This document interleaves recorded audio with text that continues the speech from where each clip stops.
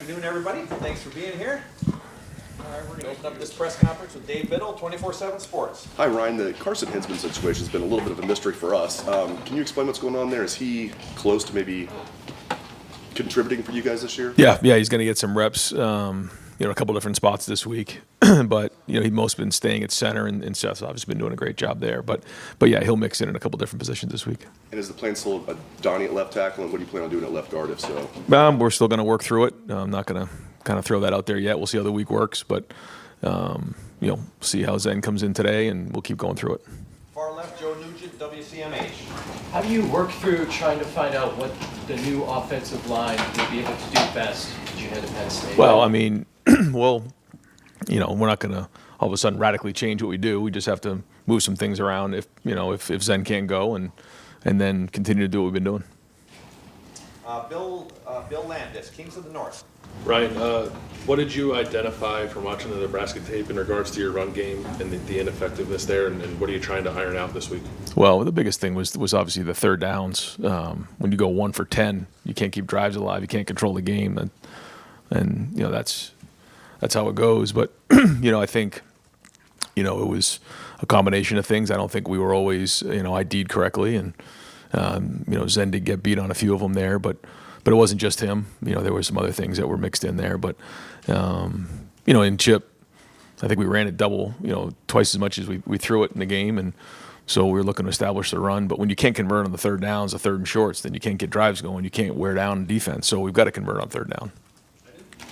You can correct me if I'm wrong. Like I said, it didn't seem like there were a lot of those kind of like perimeter throws you guys would couple with the run game earlier on in the season in the Nebraska game. Is that just a game plan specific thing to Nebraska, or do you feel like you need to get back to some more of those complementary passes? Yeah. You try to game plan based on what you're getting that week, and obviously the game plan didn't work very well, so we got to obviously reconsider it. Pat Murphy, 24/7 Sports. Ryan, James Franklin kind of left it up in the air yesterday about where they'll go with quarterback. Two different guys, two different styles. How do you prepare for two different quarterbacks for a big game when you've got so much else kind of going on as well? Yeah, we'll prepare for both guys being healthy and ready to go, and they both bring different things to the table, but both are very effective in what they do. So we'll go based on what we've seen and what's on the film. But yeah, we have to know who's in the game. Given that they've played both, even when Aller is healthy, does that help a little bit because you knew you had to prepare for some change up there? Yeah, regardless, we knew we were going to have to prepare for both quarterbacks. So, and both do things, they both do, they run, they throw, they both can do things very well. So they're both talented in what they do, just a little bit different in the way that, their skill set's set up. But like you said, we knew we were going to have to prepare for both anyhow. Over to the far right, Adam King, WBNS. So we can watch it and we can say the run game's not working, maybe go away from it. But as a coach, what's the conversation like on the headset when you're trying to establish a run game, you're trying to learn in a Nebraska game versus, hey, we've got to get away from this because it's just not working? What's that conversation like? Well, the number one goal is to move the ball down the field, and so that has to get done. But you also are looking to control the game by running the football and making sure that you're establishing the run and controlling the run and winning the rushing yards. But when you look at it on the sideline, you got to identify what's going on in the game, and if it's an adjustment that needs to be made, or somebody just didn't execute it right, you're not just going to walk away from it. We were explosive when we shot the ball down the field, but that's not always going to happen.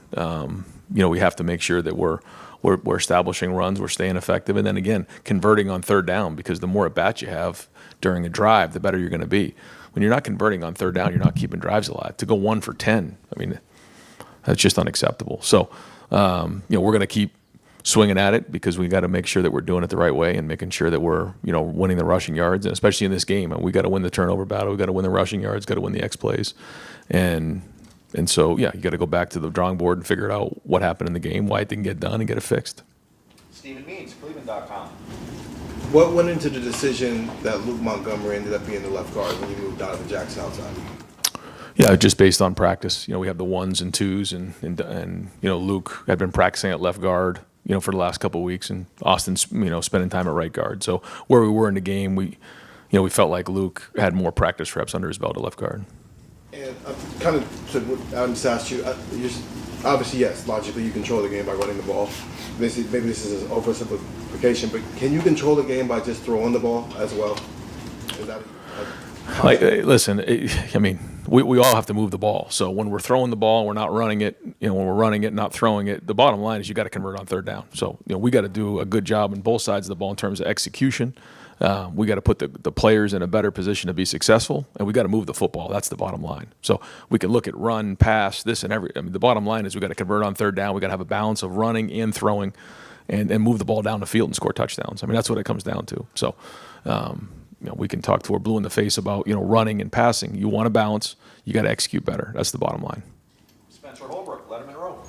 Right, I know that you guys only had 44 non-kneel down plays. Obviously, the third downs go into that. But when you see this action, you see Emeka only have three catches and I think four targets. How do you get him more involved, even when your offense seems a little stagnant at times, or third down's not Right. working? I mean, convert on third down and keep drives going to get more plays. Because we didn't have very many plays. So when you do the math on it, and you only have that many plays. The numbers are going to look the way they do. So, we'll always try to figure out ways to get the ball to our best players.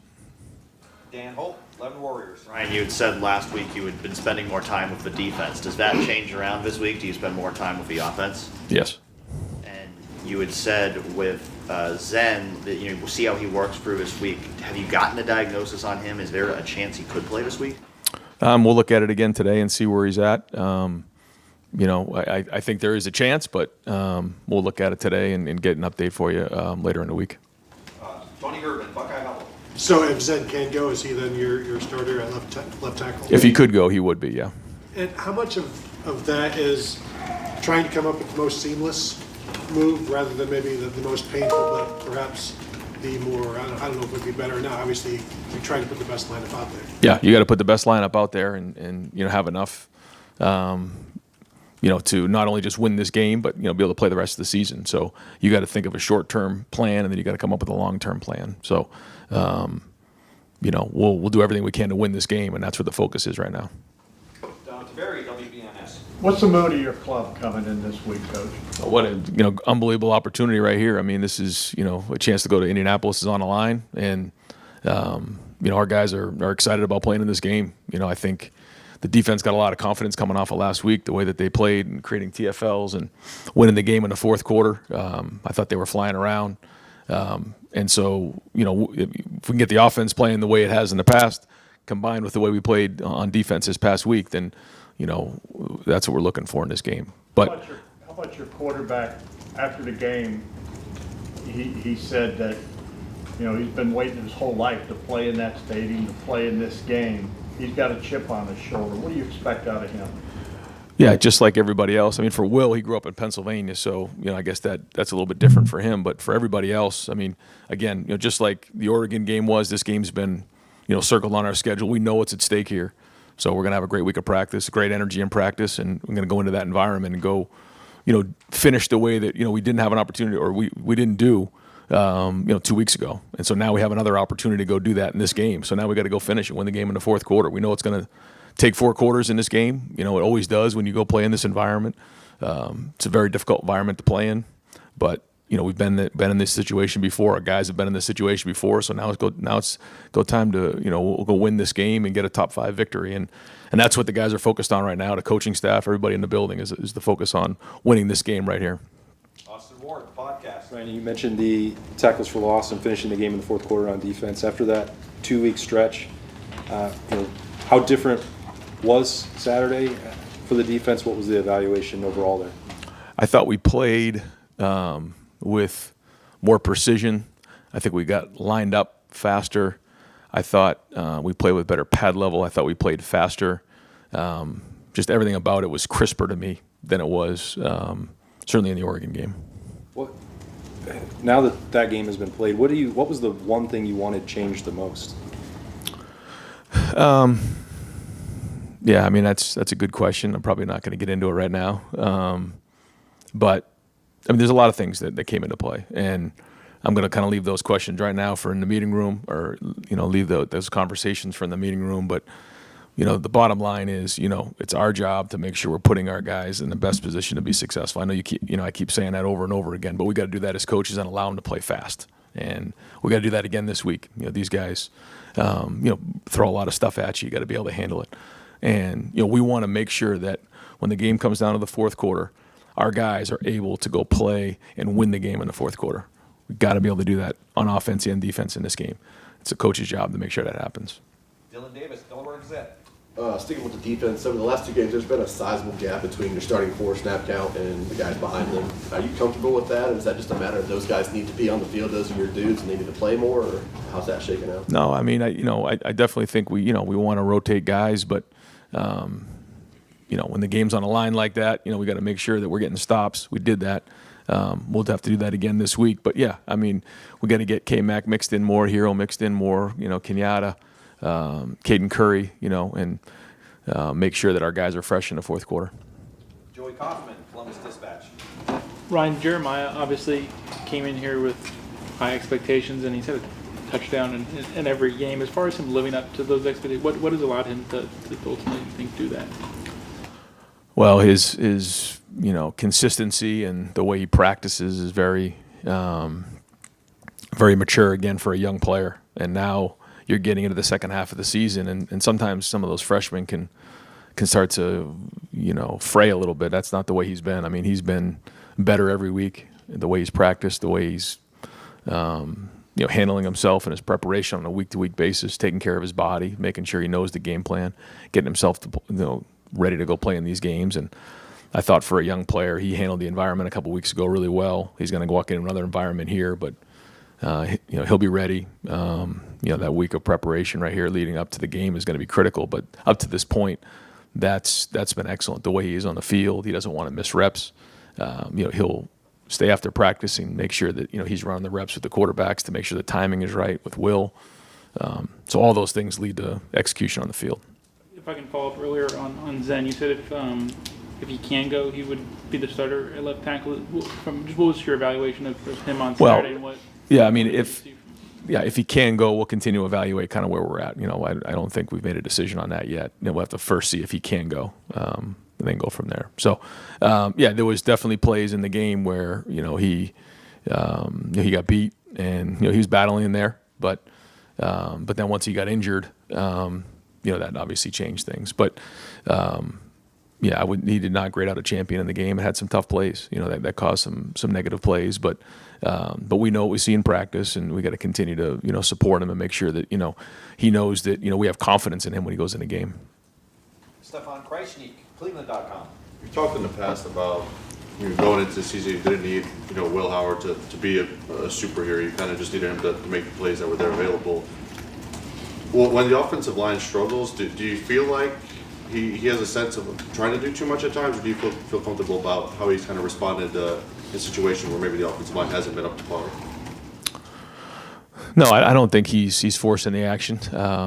He had that turnover, which was big in the game, but I feel like for the most part, he's let the game come to him, and we did not do well on third down, and so we got to do that. But that's everybody involved, not just him. But we need him to play well in this game. He's not the only one, but he's got to take care of the football, and like you said, make the routine plays on first, second down, play well on third down, and score touchdowns in the red zone. Andy Backstrom, Letterman Row. Yeah, Ryan, is there any status update on Lathan? And then secondly, what was your impression of the way the defense handled his absence with that rotation of himself? Yeah, we're excited to get a full week of practice out of Lathan, so we'll kind of see again how the week goes with him.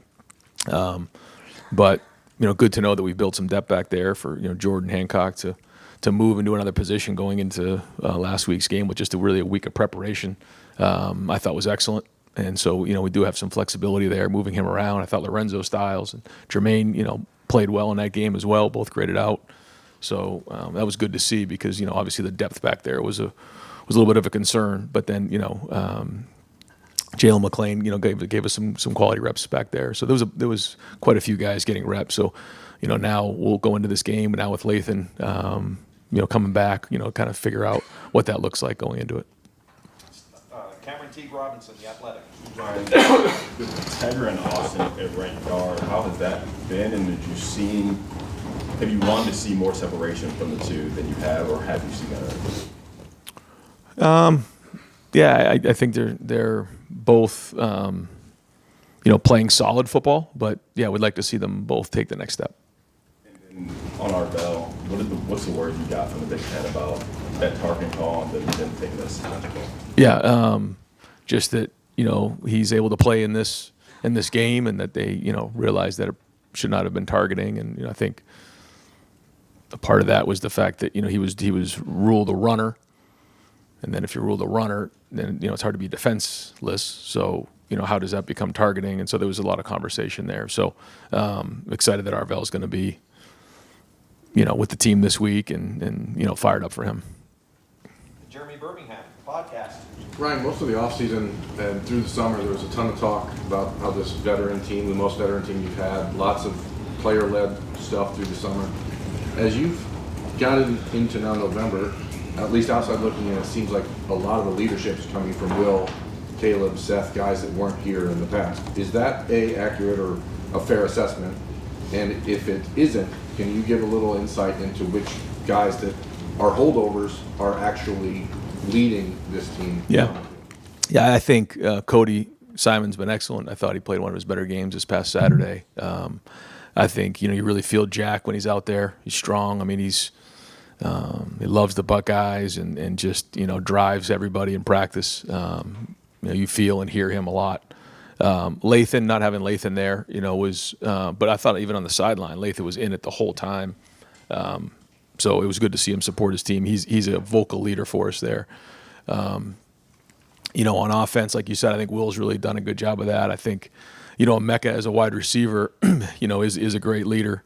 And I think Seth has really taken on the responsibility of the guys up front. But when you go 1 for 10 on third down, execution fuels emotion. And, when you're not converting on third downs, it's hard to get in your rhythm going. So I think, the guys were a little bit frustrated on Saturday. So we got to do a better job executing and converting. If I could just spin off of something totally different. As an offensive play caller, when you're looking at your offensive alignment and you see defensive ends and like wide nine stuff, how does that change the way you would attack a defense? Well, yeah, I think every defense has its own, approach to start with. And, sometimes, it's outside, playing defense where you're kind of forcing everything inside, or it's an inside playing defense that's kind of forcing things outside. And just depending on, how that coverage is set up, how the front is set up, it has a different philosophy. Bill Rabinowitz, Columbus Dispatch. Yeah, you said before that if Donovan needs to be the next option to move to left tackle, is that still the plan right now? And how many reps, how often has he gotten reps at left tackle? What would your level of confidence be with him? Yeah, we've practiced him in the past, knowing that this could be a situation that we may need to go to, and so we'll get him some more this week. And we feel like he's a veteran guy who's played a lot of football, and we'll have to continue to identify the things that he's going to do well and the things that he's going to need more and more reps at. But this is a veteran player who's played a lot of football. Abdul Carter's obviously a really good edge rusher. They got a bunch of them. Yeah. How big a concern is just that matchup, their defensive line against your offensive line? Yeah, he's excellent, and it's not just him. I think they have a lot of good players on defensive line and on defense in general. So you certainly got to know where 11 is on the field. He's dynamic as a player. So whether it's run game, pass game, I mean, you got to really do a good job with him. And I think, like you said, there's other guys on that line that are really good as well. So it'll be a challenge for our guys, and so we got to have a great week of preparation. And I think our guys are going to be fired up to play in this game. And I think it's a great challenge for our guys up front coming off of last week. So we're in it now, and we got a lot in the line this week. And so here we go. We got to go win this game. We'll wrap things up with Tim May, Letterman Row. Thanks, Jerry. Ryan, just two quickies. Number one, I know you can't talk about it too much, but the concern level of the replay review immediately in the stadium, in the command center at the Big Ten, not finding what was found later when the explanation was done. Where is that, I don't know, in your concern level from the standpoint of there was a fumble on that play and Ohio State got the football. You understand what I'm saying? Yeah. So it doesn't do any good on Tuesday to get, something fixed. So I guess what kind of concern have you voiced about that you can maybe impart? Well, as you can imagine, there's been a lot of conversation, and it's gone on for quite a while. But it started, most recently, when Denzel had his situation, and we talked about being a little bit more, not being as technical with it. And then we kind of got into this weekend, and it seems like we kind of fell back into that a little bit. So without getting into the details of all the conversation, it's very difficult to try to coach these players on what exactly to do in that situation. And so, I think what Arvell did in that situation is about what we'd expect someone to do and react in that moment right there. Trying to go win the game with the game on the line, and he keeps from what I believe, he keeps his head out of the tackle, and so it's frustrating to think with everything on the line, and you're trying to teach the guys what to do, to be put in that situation is very difficult. Now, I give the league the league credit. I think the easy thing to do would have been just to say no, but they did at least stand up and say no. That should not have been targeting in that moment. Yeah, nobody's more frustrated than me. But I keep going back to the fact that we have to leave no doubt, and I think that the way that we finished that game, even though that was the worst case scenario. Not only do you get the 15 yards, but it's the completion, so you get the ball where the fumble was, and you get the yardage tacked on. So, but. You know what? It was a good challenge for our defense to say, hey, no matter what happens in this game, we didn't get that call. We got to get off the field and go win the game. And we did that. And so to me, that's the biggest lesson here. It's going to be the same thing on Saturday. I don't know what's coming, and I'm not expecting to get a bunch of calls because it doesn't seem to just happen for us. So we got to go win the game and leave no doubt and win convincingly. That's the goal. And so coming out of the game, I think for our defense to build confidence, knowing no matter what happens, we got to get a stop. There's nothing we can do about what the calls are. And one of the quick, for just an average fan watching that game Saturday, you had two big pass plays, and not until you really needed a touchdown did you get the drive. You know what I mean? And what just came right about that drive, and how frustrated were you and Chip about trying to figure out that, whatever term you want to use, conundrum, puzzle that Nebraska was causing you, and all of a sudden, y'all made it look easy. Just. Well, can you explain to an average fan what kind of happens there? Yeah, first off, like I said to our team, and I said, what happened the week before with the Nebraska-Indiana game was not going to be the same team that came in here, and they played well, and they have a good team, and Matt does a nice job, and so it was frustrating. You could see me on the sideline, and it was extremely frustrating, and so there's a lot of things that we got to take from this, but. What hasn't happened in some of the other games is when you get to the fourth quarter like that, when you're in the games in the balance like that, you got to go win the game. And that's what happened. We need to put a drive together. We did. We need to get stops. We did. I would love to have seen us, when we got the ball back, finish the game in a 4-minute drill. That didn't happen. So I guess the thing to come out of this game and positive is that, when you get to the fourth quarter, we got to execute and win the game. That's it. The statistics, the score, none of that really matters. Go win the game. And that's the way it's going to be here Saturday at State College. Coach, Yeah. thank you very Okay, much. you guys got it.